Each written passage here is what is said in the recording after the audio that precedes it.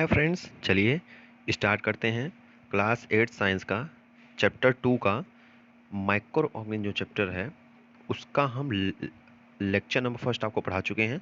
Lecture number second में हम इसको ख़त्म कर देंगे क्योंकि बड़ा चैप्टर था। ठीक है, तो पिछले लेक्चर में मैंने पढ़ा दिया था माइक्रो ऑर्गेनिज्म क्या होते हैं, टाइप्स क्या होते हैं और कुछ वायरसेस के बारे में बताए थे। ठीक है, तो देखिए आज क्या पढ़ेंगे, अभी क्या पढ़ेंगे हम लोग।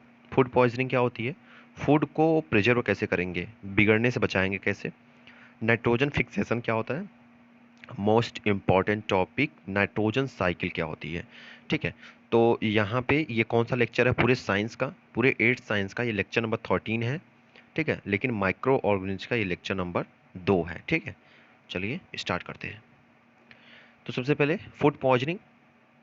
तो फूड पॉइजनिंग कैसे होगी, घर में खाना रखा है वो बिगड़ गया है। तो मैंने क्या बताया आपको कि जैसे आपके घर में खाना रखा है, ठीक है, आपके घर में खाना रखा है वो बिगड़ चुका है। गर्मियों के सीजन में खाना बिगड़ जाता है, उसको आपने खा लिया तो आपको हो जाएगी फूड पॉइजनिंग बड़े आराम से। क्यों? क्योंकि जिस खाने को आपने खाया है ना उसमें ऑलरेडी माइक्रोब्स लग चुके हैं। ठीक है, डिफिनेशन पढ़ लेते हैं। मैं आपको फिर से बता रहा हूँ कि इसका नोट्स पूरा छापने की कोई ज़रूरत नहीं है। जो मैं आपको इसके बाद वाले में क्वेश्चंस कराऊंगा बस उसको कर लीजिएगा और कोई ज़रूरत नहीं है, बस समझ लीजिए ये सब क्या है। चलिए, food poisoning in humans could be due to consumption of spoiled. Spoiled means होता है बिगड़ा हुआ। ठीक है, बिगड़ा हुआ। तो अगर आप स्पॉइल्ड फूड खा लेंगे तो आपको फूड पॉइजनिंग हो जाएगी, क्योंकि जो स्पॉइल्ड फूड होता है उसमें माइक्रो ऑर्गेनिज्म लग चुके होते हैं। A micro that grow on our food produce toxic substance and make the food poisonous causing serious disease. Food पे, ये फूड है और इस पे माइक्रो ऑर्गेनिज्म अगर लग गए इसके अंदर तो ये फूड में टॉक्सिस जहरीला इसमें पदार्थ छोड़ते हैं जो हम खाएंगे तो हमको डिजीज हो सकती है, बीमारी हो सकती है। ठीक है, तो it is very important that we preserve food to prevent being spoiled by the micro organism. इसलिए हमको अपने फूड को प्रिजर्व करना चाहिए जिससे माइक्रोब्स ना लग सकें। तो फूड पॉइजनिंग क्या होती है, अगर हम स्पॉइल्ड फूड को खाते हैं तो हमें नुकसान पहुंचाएगा, उसी को बोलते हैं फूड पॉइजनिंग। चलिए, फूड प्रिजर्वेशन, फूड को कैसे बचा सकते हैं खराब होने से। तो माइक्रो ऑर्गेनिज्म स्पॉइल और फूड, कौन कौन स्पॉइल करता है, micro organism. Spoiled food emits bad smell, जब खराब हो जाएगा खाना तो बैड स्मेल देगा और बैड टेस्ट। खाते होंगे कभी कभी महका हुआ खाना आप लोग खा लेते होंगे और हमने भी खाया है, तो खुद ही लगता है कि वो खराब खाना है, तो फिर बाद में उसको छोड़ना पड़ता है कि ये तो खराब हो गया है। तो बैड स्मेल, बैड टेस्ट और कलर भी चेंज हो जाता है, कलर भी उसका चेंज होता है, इससे पता चल जाता है खाना खराब हो चुका है। तो इसके लिए क्या मेथड होते हैं प्रिवेंट करने के लिए, चलिए पहला देखते हैं। पहला तो अब नमक और तेल डाल करके, देखिए मैं इसको पढ़ूंगा नहीं, मैं फटाफट बता रहा हूँ। नम पहला पहला ये लिखा है कि आप साल्ट और आयल का प्रयोग करके खाने को बचा सकते हैं। तो आप किस खाने को साल्ट और आयल से बचा सकते हैं, अचार, जो पिकल्स होते हैं, जो अचार होते हैं उसमें देखते हैं ना तेल की मात्रा, ऑयल की मात्रा और साल्ट की मात्रा ज़्यादा कर दी जाती है जिससे वो ख़राब ना हो। ठीक है, चलिए दूसरा क्या है। दूसरा है, अगर हम सोडियम बेंजोएट और सोडियम मेटाबाइसल्फाइट ये अगर हम ऐड कर दें खाने में तो खाना जल्दी ख़राब नहीं होता। कौन कौन सा दो कंपाउंड है, एक होता है सोडियम बेंजोएट, सोडियम बेंजोएट, याद रखिएगा सोडियम बेंजोएट। एक होता है सोडियम मेटा बाईसल्फाइड, एक होता है सोडियम मेटा बाई सल्फाइट। ठीक है, तो इन दोनों को क्या कहते हैं, इन दोनों को बोलते हैं कॉमन प्रिवेंटिव मेजर्स। कॉमन प्रिवेंटिव्स किन दोनों को बोलते हैं, सोडियम बेंजोएट को और सोडियम मेटाबाइसल्फाइड को। ठीक है, चलिए तीसरा देखते हैं। देखिए कॉमन साल्ट से कैसे प्रिवेंट कर सकते हैं, तो यहाँ पे क्या लिखा है, to prevent meat and fish for ages. Meat को और फिश को अगर बहुत समय तक सही रखना है तो उसमें साल्ट मिला दीजिए, नमक मिला दीजिए। ठीक है, तो आपका जो meat and fish are covered with dry salt to check the growth of bacteria. ठीक है, आपने मीट खरीद के लाया बाजार से, आपको मन है कि कल बनाएंगे आज नहीं बनाएंगे। ठीक है, तो क्या करेंगे, आप एक थाली में उस मीट को रखिए, ऊपर से उसके लेयर पूरा साल्ट से भर दीजिए, वो ख़राब नहीं होगा। ठीक है, चलिए अब क्या है नेक्स्ट, ये देखिए salting is also use to preserve amla raw mango टमरिंड।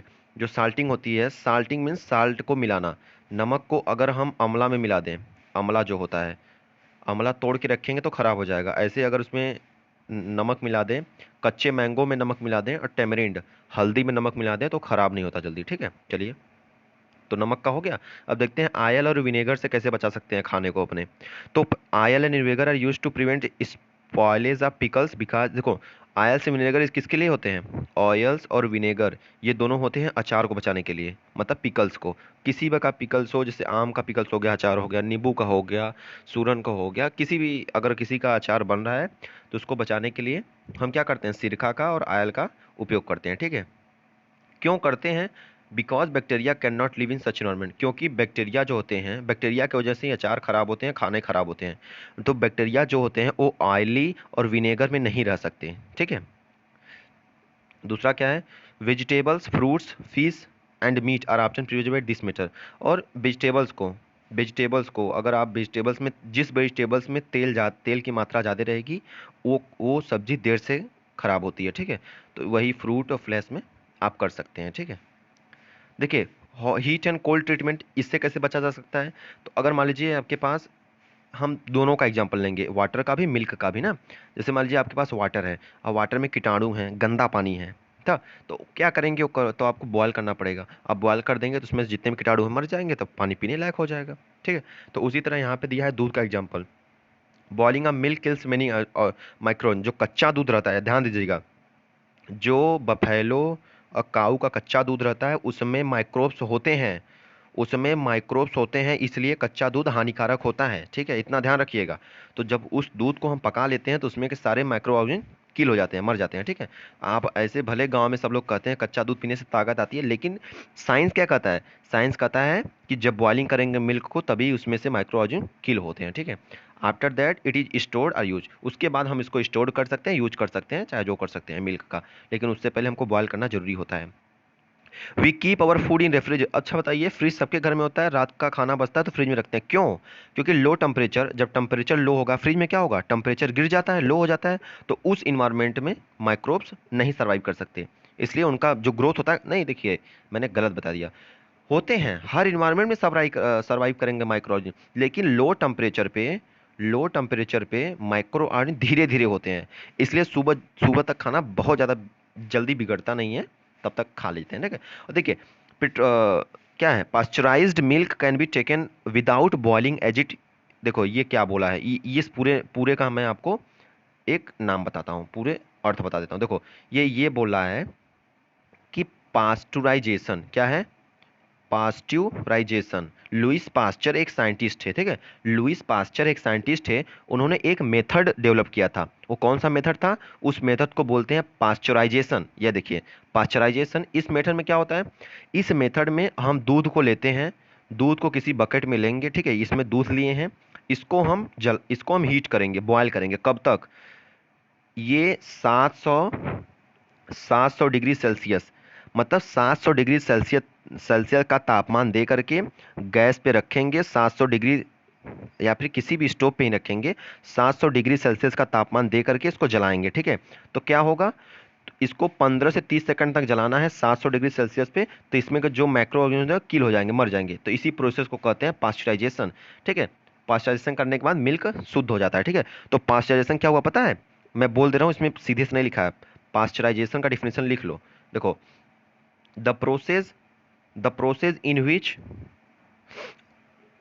a milk can be heated from to 700 degree Celsius for 15 to 30 second is known as pasteurization and it is discovered by Louis Pasteur, ठीक है। चलिए next, अब देखिए storage and packing, dry fruits even vegetables, इन सब का मैं meaning बताता हूँ आपको। आप देखे होंगे जो काजू होता है, काजू या बड़ा वाला जो बादाम होता है ना, देखेंगे वो टाइट पैकेट में बंद होके आता है, टाइट पैकेट में या टाइट डिब्बे में बंद हो, क्यों, क्योंकि अगर खुला रखेंगे तो उसमें माइक्रो ऑर्गेनिज्म लगना तय है, जिससे वो खराब हो सकते हैं, और टाइट बंधे हुए होंगे तो एटमॉस्फेयर के संपर्क में नहीं आएंगे तो इनको कुछ नहीं होगा, ठीक है। चलिए नाइट्रोजन फिक्सेशन के बारे में बताते हैं, और मैं आपको इसके बारे में पहले ही बता चुका हूँ। देखिए, rhizobium is involved in the fixation of nitrogen in leguminous plant, leguminous plant क्या होते हैं, जिसमें रेसे हों, रेसा वाला पौधा लिगुमिनस प्लांट, ठीक है, लेगुमेंट्स जिसमें हो उसे रेसा वाला पौधा। तो राइजोबियम क्या होता है, राइजोबियम एक बैक्टीरिया होती है, ये क्या होता है, ये सॉइल में नाइट्रोजन को फिक्स करता है, नाइट्रोजन का जो मात्रा होती है उसको बढ़ाता है, ठीक है। और ब्लू ग्रीन एल्गे और बैक्टीरिया को एग्जांपल मैंने दिया है, ठीक है। तो nitrogen also get fixed through the action of lightning, और ध्यान दीजिएगा जो लाइटनिंग होती है, जो बिजली चमकती है, उससे भी नाइट्रोजन फिक्स होते हैं, नाइट्रोजन फिक्स होते हैं, ठीक है। दो तरह से नाइट्रोजन को फिक्स किया जा सकता है। पहला, एक होता है तो राइजोबियम खुद ही बैक्टीरिया को कर देगा, दूसरा जो नेचुरल प्रोसेस है लाइटनिंग का, जो बिजली चमकती है, उससे भी नाइट्रोजन का फिक्सिंग होता है, ठीक है।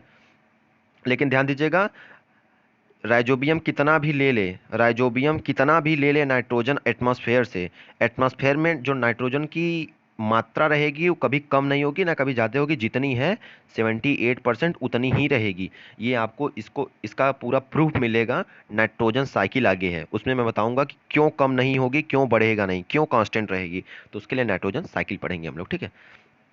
देखिए नाइट्रोजन साइकिल होता क्या है। तो सबसे पहले अब ध्यान दीजिएगा, जिस तरह की देखो मान लो ये हो गया, ये हो गया, ये हो गया, मैंने चार बॉक्स बनाया ना। तो साइकिल का मतलब होता है एक दूसरे से संबंध होना। ये इससे लेगा, फिर ये इससे लेगा, ये इससे लेगा, फिर यहाँ बीच में लेगा, फिर ये इससे देगा, फिर ये, तो ऐसे चारों बगल घूमता रहेगा ऐसे साइकिल में। इसीलिए अब वही पूरा बताएंगे, रुको पहले ये पढ़ लेते हैं। देखो ये क्या लिखा है, nitrogen is one of the essential constituent of all living. आपको पता है कि हर बॉडी के लिए, हर ऑर्गेनिज के लिए नाइट्रोजन काफ़ी बहुत ही महत्वपूर्ण होता है। As part of protein, nitrogen किस किस का पार्ट होता है, प्रोटीन का पार्ट होता है नाइट्रोजन, क्लोरोफिल का पार्ट होता है नाइट्रोजन, न्यूक्लिक एसिड, विटामिन, इन सब में नाइट्रोजन पाए जाते हैं। आप ध्यान दीजिएगा, प्रोटीन क्या लिखा है यहाँ पे, देखिए यहाँ पे, protein, chlorophyll, nucleic acid, vitamin और प्रोटीन्स तो आप रिलेटेड होंगे। क्लोरोफिल वही प्लांट के लीफ में पाया जाता है, न्यूक्लिक एसिड ये आप क्लास 11th में पढ़ेंगे इसके बारे में डिटेल में, ठीक है। तो चलिए देखते हैं आगे क्या लिखा है। 78% इन अवर इन्वायरमेंट, तो अपने इन्वायरमेंट में ये 78% है। Bacteria and blue green algae present in the soil और fixing nitrogen from the atmosphere and then converted into compound of nitrogen. देखो ये जो ब्लू ग्रीन एल्गे और बैक्टीरिया होते हैं, ये सॉइल में नाइट्रोजन को फिक्स करते हैं, फिर उसके बाद क्या करते हैं, इसको कन्वर्ट करते हैं कंपाउंड्स ऑफ नाइट्रोजन में। देखिए समझिए कि आपके पास क्या क्या है, आपके पास बी से बैक्टीरिया है और ब्लू ग्रीन एल्गे, बी से बैक्टीरिया, बीजीए से ब्लू ग्रीन एल्गे हैं। ये क्या करते हैं, ये एटमॉस्फेयर से नाइट्रोजन लेंगे, N2 लेंगे, फिर उसके बाद क्या करेंगे, इस N2 को कन्वर्ट करते हैं N2 के कंपाउंड में, ठीक है। कंपाउंड मीन्स उसके यौगिक में, उसके कंपाउंड में, एटमॉस्फेयर से N2 लेंगे, फिर N2 का कंपाउंड बनाते हैं, ठीक है। चलिए फिर उसके बाद क्या होता है, देखो नाइट्रोजन साइकिल है। After this usable compound can be utilize by plant from the soil through their root system. देखो जब नाइट्रोजन का कंपाउंड बन गया सॉइल में, नाइट्रोजन कंपाउंड बन गया सॉइल में, तो क्या होते हैं, फिर रूट द्वारा, ये सॉइल हो गया नीचे, ये पौधा हो गया, ये प्लांट हो गया, ठीक है। तो इसका जो रूट है, ये रूट हो गया, और यहाँ पे नाइट्रोजन है क्योंकि सॉइल में नाइट्रोजन कंपाउंड बना चुका है। कौन, राइजोबियम या फिर जो ब्लू ग्रीन एल्गे बैक्टीरिया होती है, बैक्टीरिया वही राइजोबियम बैक्टीरिया है, ठीक है।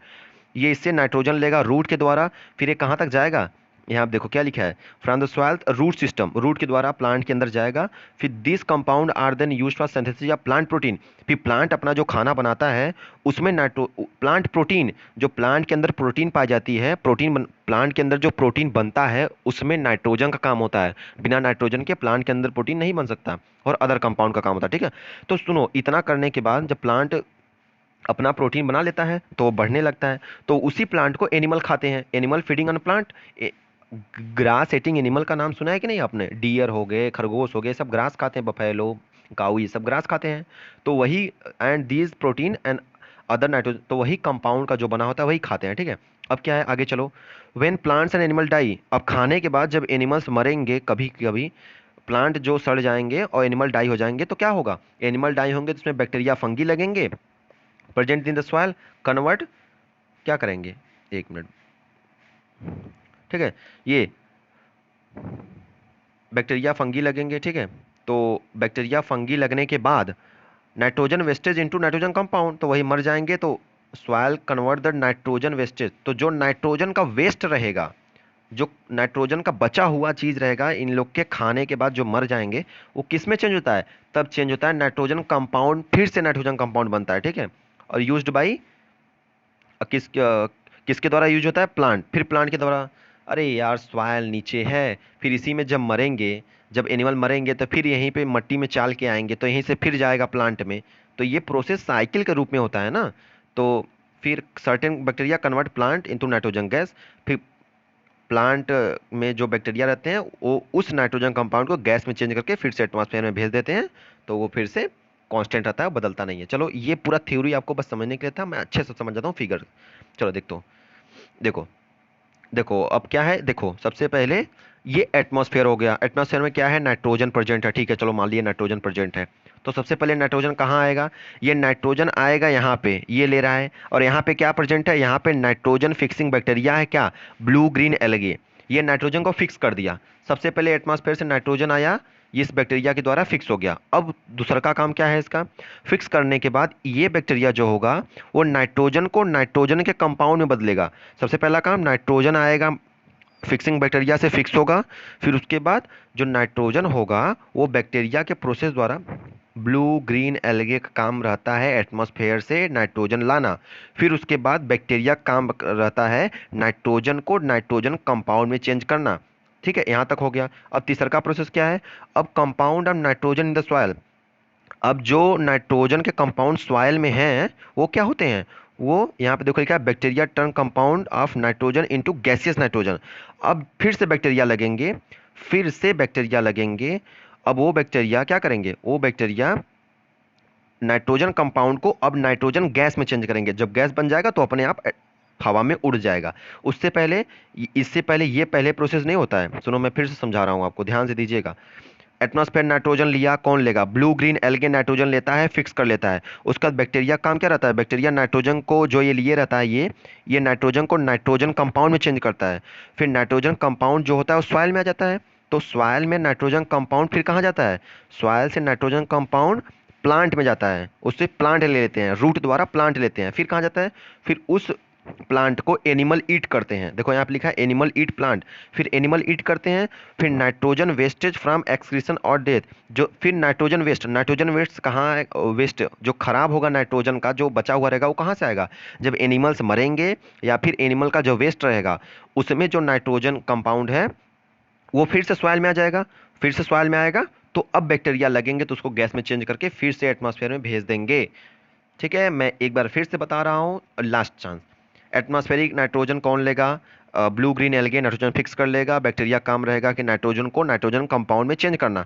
फिर वो नाइट्रोजन कंपाउंड सॉइल में आ जाएगा, सॉइल से प्लांट लेगा, प्लांट से क्या करेंगे, एनिमल खाएंगे। एनिमल जब मरेंगे तो जो नाइट्रोजन वेस्टेज बचा रहेगा वो फिर से सॉइल में चला जाएगा। ठीक है, फिर से सॉइल में जाएगा, फिर से सॉइल में बैक्टीरिया लगेंगे, उस नाइट्रोजन वेस्टेज को नाइट्रोजन गैस में चेंज करेंगे और गैस आसानी से उड़ जाएगी फिर से एटमॉस्फेयर में। फिर से ये साइकिल चलेगी, फिर से ये इससे लेगा, फिर ये इससे, फिर इससे। ये तो हो गया एल्गे वाली बात। अब माइक्रो ऑर्गेनिज्म, अब देखो लाइटनिंग जो बिजली चमकती है तो उसका क्या काम रहता है, लाइटिंग फिक्सेड नाइट्रोजन, तो उसका भी काम रहता है लाइटनिंग जो होता है नाइट्रोजन को फिक्स कर देता है। तो वो कहाँ चला जाता है, वो नाइट्रोजन सॉइल में चला जाता है। नाइट्रोजन फिक्स लाइटनिंग ये बिजली द्वारा हो रही है, बिजली फिक्स कर लेती है तो ये फिर से सॉइल में जाता है और फिर से सॉइल से ये बैक्टीरिया चेंज कर देते हैं, फिर से प्लांट लेता है। वही प्रोसेस है जो मैंने बताया, ये वाला प्रोसेस कि जो काम यहाँ पे ब्लू ग्रीन एल्गे करता है वही काम पे लाइटनिंग बिजली चमकती है तो करती है। ठीक है, तो ये इससे लेगा, फिर ये इसमें, फिर इसमें, फिर प्लांट लेगा, फिर ईट करेगा, फिर मरेंगे, फिर बदलेगा, फिर ये ऐसे प्रोसेस है। ठीक है, तो चलिए यहाँ पे देख लो, यहाँ पे आप समझ जाइए क्या हो रहा है। सबसे पहले देखो, ये एटमॉस्फेरिक नाइट्रोजन ले रहा है, ठीक है, ये नाइट्रोजन फिक्सिंग बैक्टीरिया है। नाइट्रोजन फिक्सिंग बैक्टीरिया उसमें चेंज करके रूट में दे रहा है, रूट से प्लांट ले रहे हैं। ठीक है, प्लांट से उसको एनिमल खा रहे हैं, देखो ये एनिमल खा रहे हैं। ठीक है, फिर ये मरेंगे तो ये डिकम्पोज होंगे। ठीक है, तो इस प्रोसेस जो लिखा है ना, ये सब प्रोसेस है कि जब नाइट्रोजन जब नाइट्रोजन को उसके कंपाउंड बनाएंगे, नाइट्रोजन फिक्सिंग सॉइल बैक्टीरिया। देखो एमोनिफिकेशन मीन्स होता है एमोनिया का बनना। ठीक है, आपको ये सब नहीं जानना है। ठीक है, एमोनिफिकेशन मीन्स होता है एमोनिया का बनना, NH4 मीन्स होता है एमोनिया। एमोनिफिकेशन मीन्स एमोनिया का बनना। और क्या है ये है नाइट्रेट, नाइट्रिफिकेशन। नाइट्रिफिकेशन में नाइट्रेट का बनना, नाइट्रेट। और यहाँ पे बस देख लीजिएगा, यहाँ पे नाइट्रेट, यहाँ पे नाइट्राइट्स है, नाइट्राइट्स।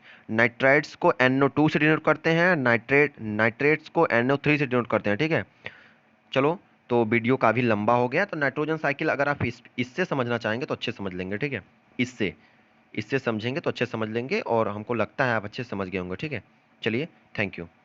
और जो अगला लेक्चर रहेगा उसमें ढेर सारे क्वेश्चन लाएंगे आप लोग के लिए, और उस क्वेश्चन को करना सबसे इंपॉर्टेंट है। अगर उसको कर लेंगे तो ये थ्योरी समझ लेंगे, बस माइक्रो ऑर्गेनिज्म अच्छे समझ में आएगा। और आप ध्यान रखिएगा, क्लास नाइन्थ क्लास नाइन्थ में एक चैप्टर आएगा सेल करके, सेल का एक चैप्टर आता है, ठीक है। उसमें माइक्रो ऑर्गेनिज्म का पूरा पूरा प्रभाव पड़ेगा आपको, ठीक है। उसमें आपको ये पढ़ना पड़ेगा और वहाँ पे काफ़ी डिटेल में, इसलिए बेसिक चीज़ स्ट्रांग रखिए, ठीक है। चलिए, thank you and good evening, okay.